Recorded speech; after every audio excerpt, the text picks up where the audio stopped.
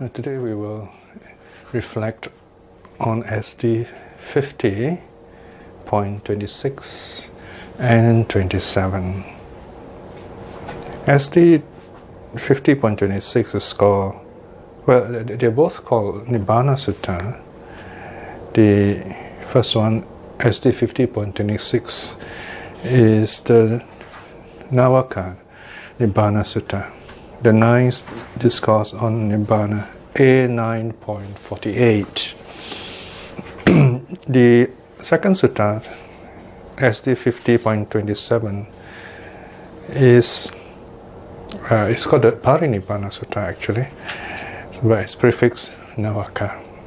The Navaka Parinibbana Sutta, the ninth discourse on Parinibbana.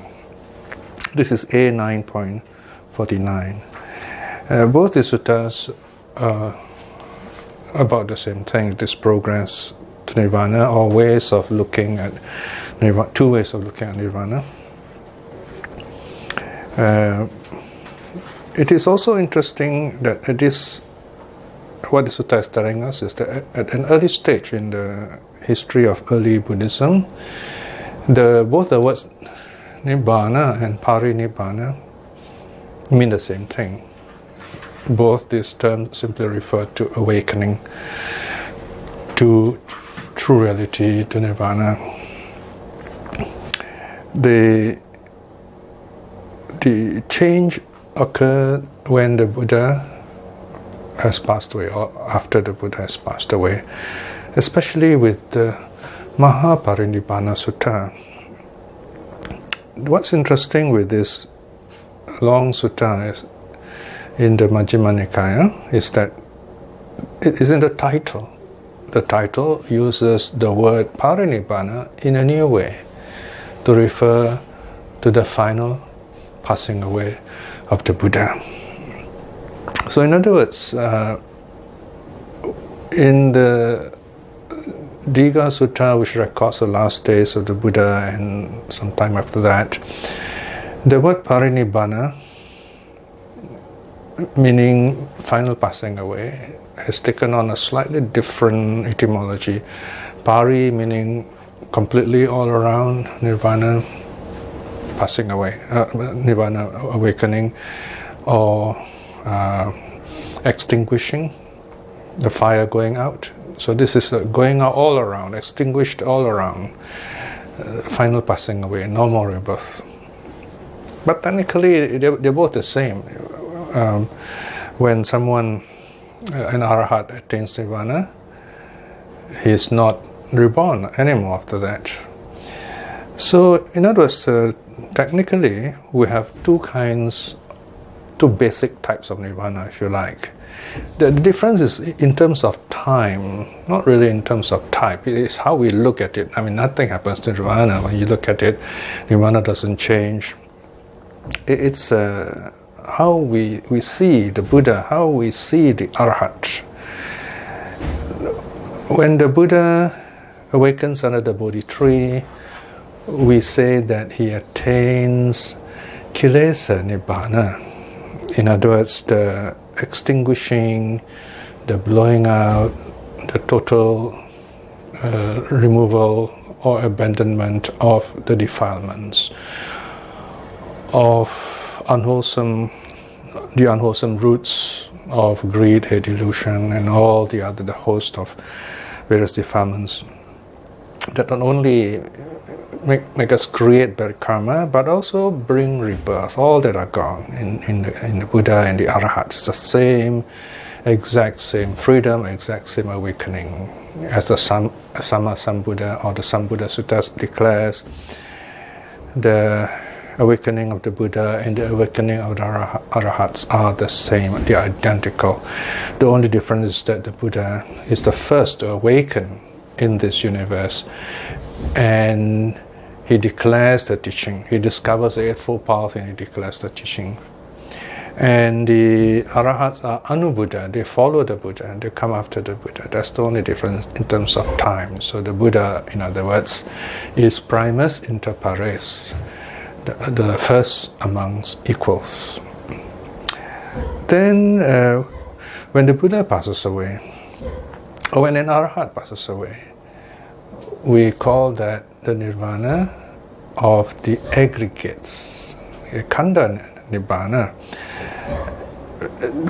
Once the Buddha, or once the Bodhisattva becomes a Buddha, once someone becomes an Arhat, his defilements are gone. He's free from all these impurities.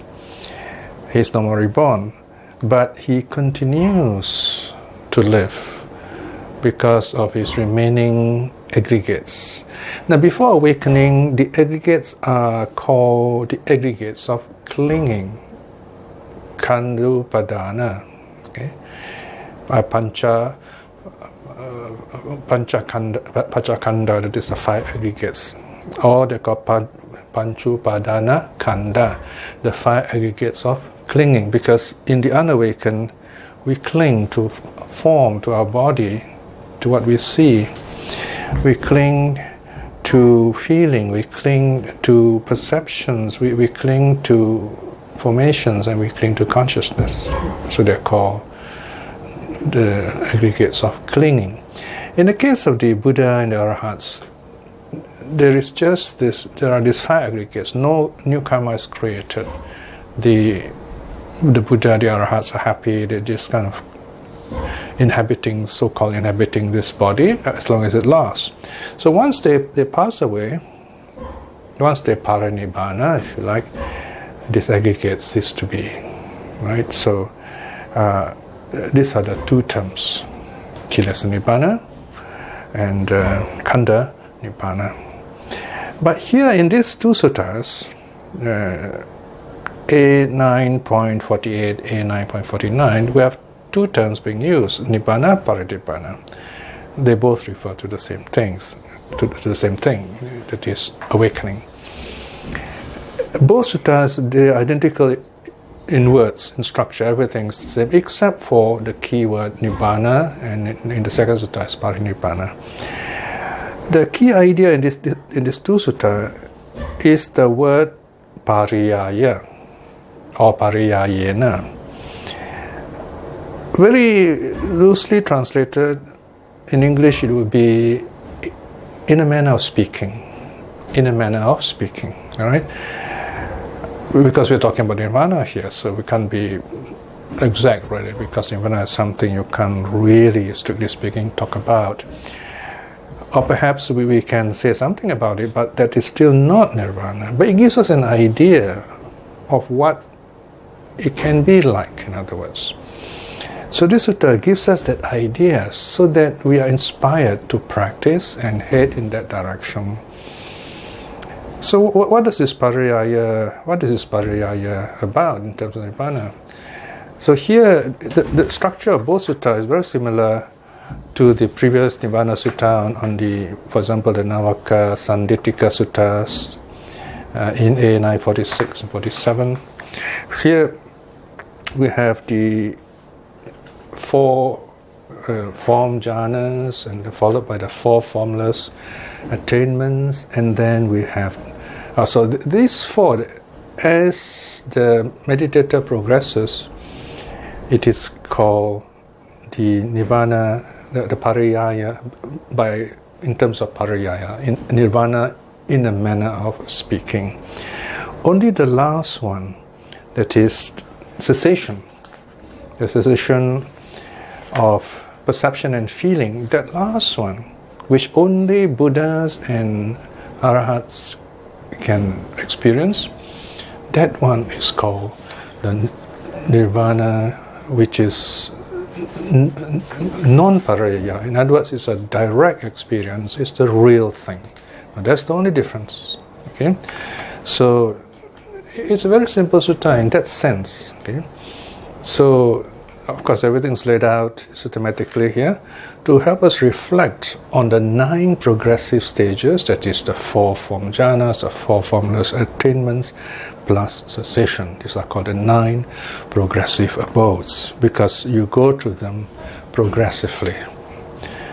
If you remember in the previous talk about the Nibbana Suttas, I said that in the first jhana is the key jhana. From there, the jhana gets refined into the second, third, and fourth by letting go of more and more of the what is called the dhyana factors, and then similarly in the four formless attainments, the object also becomes more and more refined until in the last formless attainment there is almost no object. We cannot even say whether the mind is conscious or not.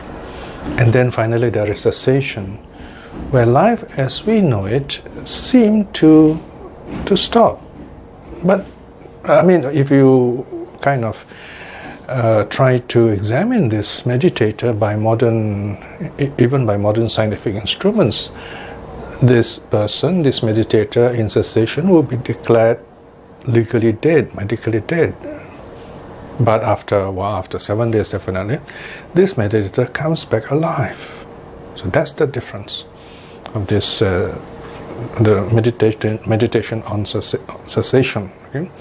So let me kind of summarize the sutta as we go through them, so that we have a good idea what the sutta is about. The ninth discourse on nirvana, or the ninth discourse on parinirvana,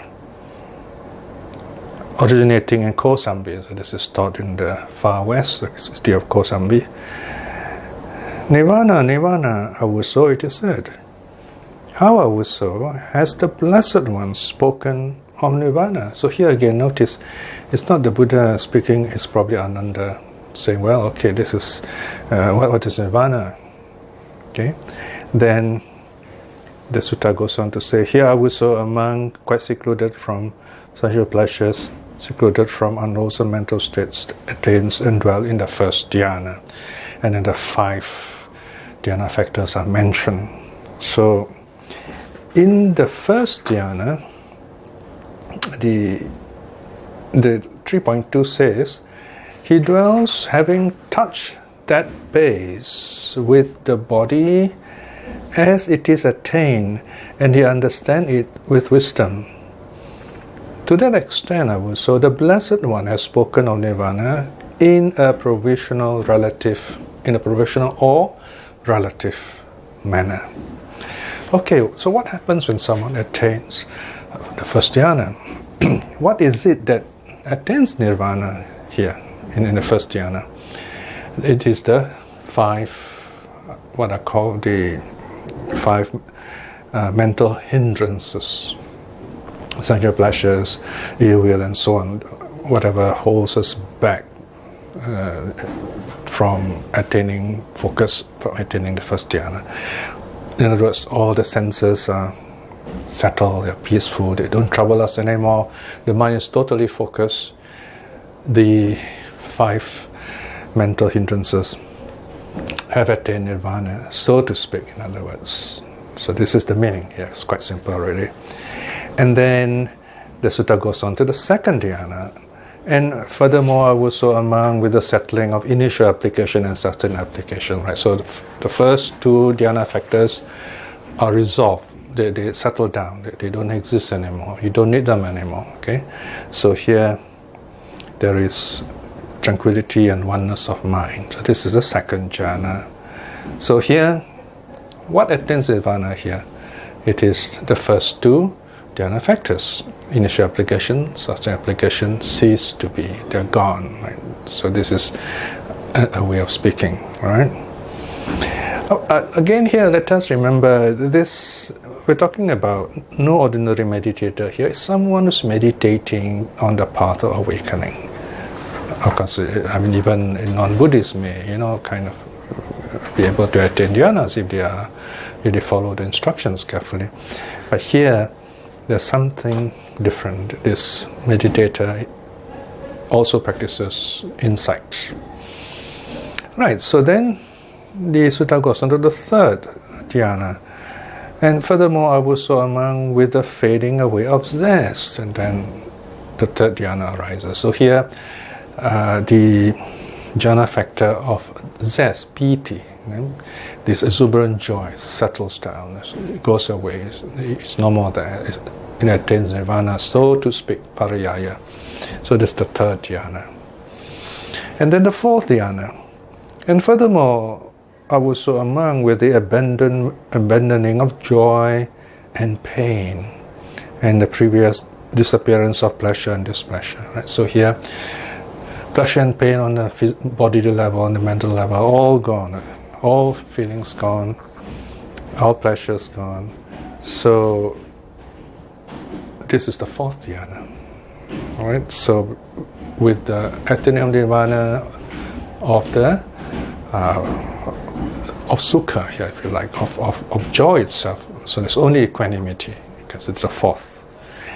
And then the next stage, you can call it the fifth jhana if you like. It is the first formless attainment. Here, the sutta says, section 7, and furthermore, also among having completely transcended perception of form. Right. So notice, in the fourth jhana, there is still some form that forms the basis of the object of the meditation, form rupa, in other words. So that form is also gone, right? So this, previously I used the term nekama, right, renouncing.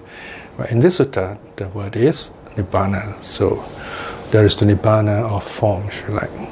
And the person attains what is called the sphere of infinite space. So infinite space is the object.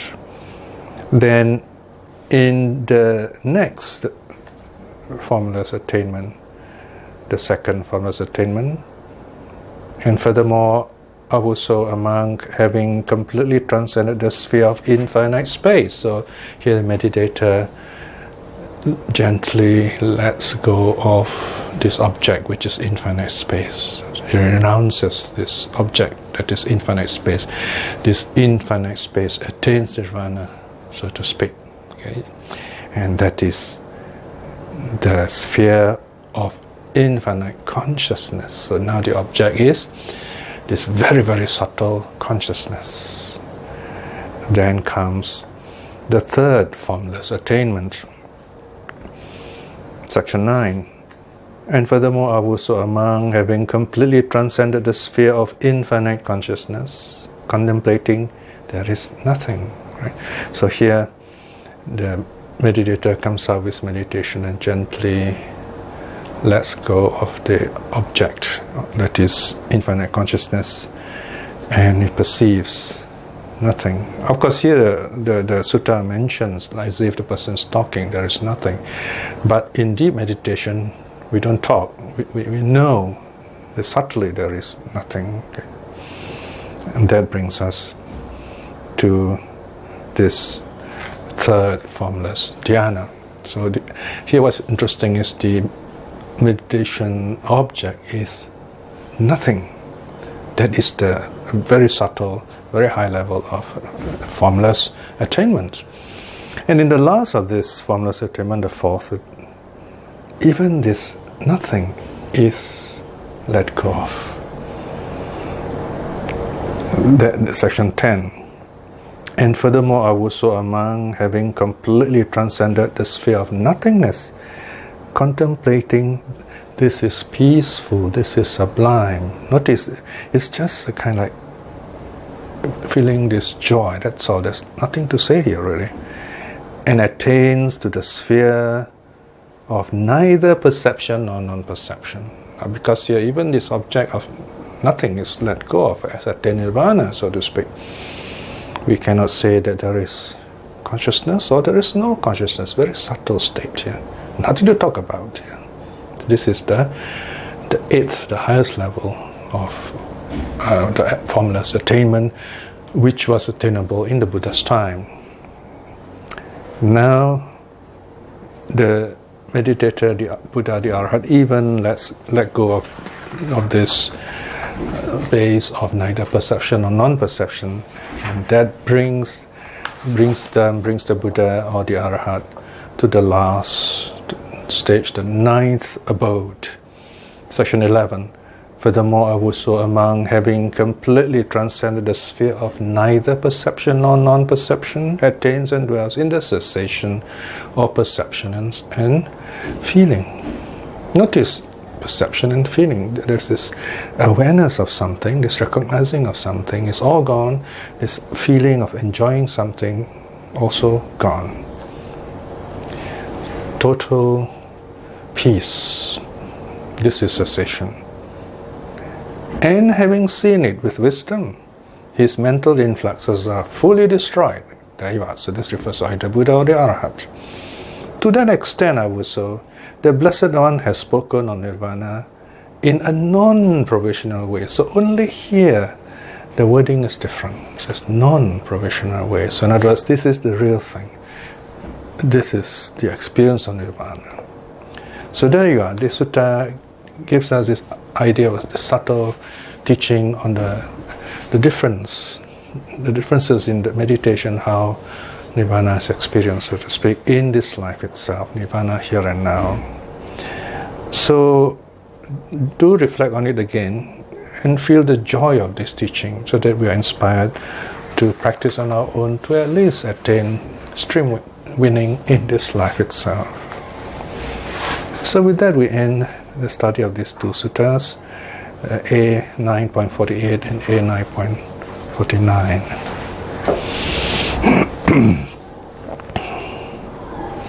As we sit peacefully after listening to a sutta, we always have a sense of inner peace, of security, of joy that the Dhamma is still present to us, that the Buddha's teaching is so simple and so clear.